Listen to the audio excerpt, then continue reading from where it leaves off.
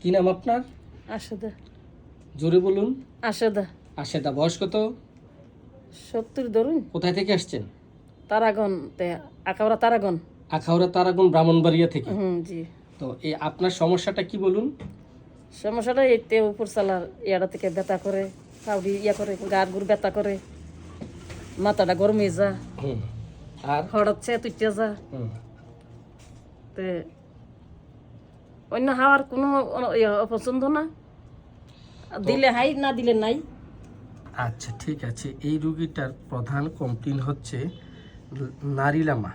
5-6 মাস হয়, ওনার জরায়ু নিচে নেমে গেছে এবং প্রস্রাব পায়খানা করতে উপর হয়ে বসলে জরায়ু বের হয়ে আসে, হাঁটলে তল পেটে ব্যথা হয়। হ্যাঁ, জি। আপনার জরায়ুটা অনেকটা নিচে নেমে আসছে, ঠিক আছে?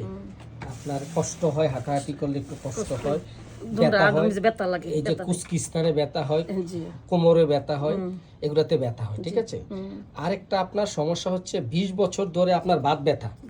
আপনার প্রথমে হাঁটুর ডান পাশে ব্যথা শুরু হয়। জি। কোথায়? ডান হাঁটুতে ব্যথা শুরু হয়। এখন আপনার 20 বছর পরে এসে এখন আপনার দুই হাঁটুতে ব্যথা হয়। হাঁটুতে আর দুনো হাতে, গারে, ঘাড়ে, আর কোথায়? হাঁটুতে, গাড়ে, সব কুচকি স্থানে, কোমরে, পাঁজরের নিচে, ঘাড়ে, সব জায়গায় ব্যথা হয়। ব্যথা হয় এবং ব্যথা উঠবস করলে বেড়ে যায়। হ্যাঁ, ভারী কাজ করলেও বেড়ে যায়। তো মেসেজ করলে বিশ্রামে থাকলে একটু কম লাগে, ঠিক আছে? ভালো লাগে। আচ্ছা, আপনার আরেকটা সমস্যা হচ্ছে প্রকট বড় ধরনের, যে আপনি প্রস্রাব ধরে রাখতে পারেন না। ধরে রাখতে পারি না। প্রস্রাব ধরলে আপনার টন টন ব্যথা করে এবং জ্বালা পোড়া করে, দৌড়াইয়া প্রস্রাব করতে যাইতে যাইতে অনেক সময় কাপড় নষ্ট হয়ে যায়। কাপড় নষ্ট হয়ে যায়। হ্যাঁ, জি।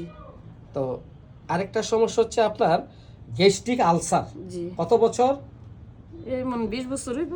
20 বছর হবে আপনার। 20 বছর 25 বছর একটা গ্যাস্ট্রিক আলসার না? হ্যাঁ। এই গ্যাস্ট্রিক আলসারে কি হয় সমস্যাটা?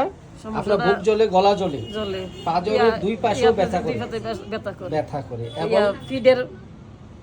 ফিডের সাতনাডি ব্যথা করে। আপনার এই দুধ খেলে বেড়ে যায়, দুধ অসহ্য। আচ্ছা, ঠিক আছে। আপনার আচির আছে, আপনার ঘাড়ে, বুকে, বুকলে, বিভিন্ন জায়গায় অসংখ্য 40-50টির মতো আচির আছে, ঠিক আছে?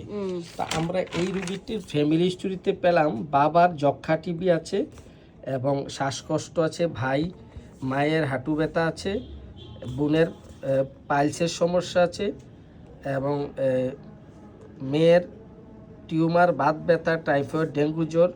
আবার এই রুগিনীর নানিরও এই জরায়ুর নামা আছে, ঠিক আছে? পিপাসা খুব কম, ঠিক আছে? ভয়ে পানি খান না, প্রস্রাবের ভয়ে। আর একটু পরিষ্কার পরিচ্ছন্নতা আপনার বেশি। হ্যাঁ, জি। একটু পরিষ্কার পরিচ্ছন্নতা বেশি। অন্যের ঘরে খাবার খেতে পারেন না কেন? অপরিষ্কার দিকে, অপরিষ্কার, ঘৃণা লাগে, শুচিবায়ু আছে। জি। আর কি? এইটা মানুষের ঘরে হাইতে পারি নাই নিজের। আপনার গরম বেশি না শীত বেশি? এখন গরম বেশি। গরম সহ্য করতে পারেন না? গরমটা সহ্য করতে শরীর ভিজে যায়, ভিজা জায়গা গাইমা করে এদানি ছুটে। আচ্ছা আচ্ছা আচ্ছা। শ্বাসকষ্ট হয়ে জায়গা এদানি ছুটে। রাগ অনেক বেশি, কিন্তু বেশিক্ষণ রাগ ধরে রাখতে পারেন না। রাগে না, মিনিট 10-15 মিনিট। তারপর কি হয়? ভালো হয়ে যায়, ভালো হয়ে যায়। আবার তার প্রতি মায়া লাগে, নিজে আবার মায়া লাগে। আবার তার জন্য দোয়া করেন, আবার ভালো তার জন্য মায়া লাগে, কান্দেন। জি। মনটা কেমন আপনার? মনটা ভালো। ভালো? জি। কিরকম ভালো একটু বলেন। অনেক অনেক মায়া লাগে, ফরন ফুরে আমি থাকতে পারি না, আমি সহ্য করতে পারি না। আমার ফরন ফুরে এতলা ফরন ফুরে কিরে, আমি কিছু আমার মায়া কিরে অতলা, আর কেউ মায়া লাগে না আমার লাগি, আমার কিরে সবাই লাগে অত মায়া লাগে। আমি কেউ আইলে না হয় বিদায় করি না, বিক্ষেবলা আইলে আমি ফিরাই দিই না। ঘরের না বই বলে আমি যেমন মানুষ, বিক্ষেবলা বিরত মানুষ হই, গরিবরে আমার জবর ইয়া লাগে, মায়া লাগে। আর আইলে আমি ঘরের ভিতরে বই হাওয়াই টাওয়াই দেই, মায়া মা পাতে ছেলে সন্তান দিলে মায়া লাগে। ফদাই দিল আবার ফরন ফুরে, কান্দি নামাজ পড়া দোয়া করি, আল্লাহ মানুষের মতন মানুষ করো, আল্লাহ হেদায়েত দক, মায়া মহব্বত মারফে দক, মারফে মায়া মহব্বত। আমি দি মা বুড়ো হয়ে গেছে, মা কিছুদিন কোনোদিন আমরা কিছু করেন নাই, মার লাগে কিন্তু বর্তা করলো, মার লাগে জলে নেয়া দিতাম। মা কেমন কিতা হাইল আছে 4জন দে নাই না তোর আছে, তো মারে আমি নেয়া দিবার লাগে আমার ফরন ফুরে। কালো নিয়ে দুনিয়াতে না দিয়েছি, হাও বাত লিয়া 40টা ভাড়া আর 60টা ভাড়া দিয়া গেছি, আইসি গেছি।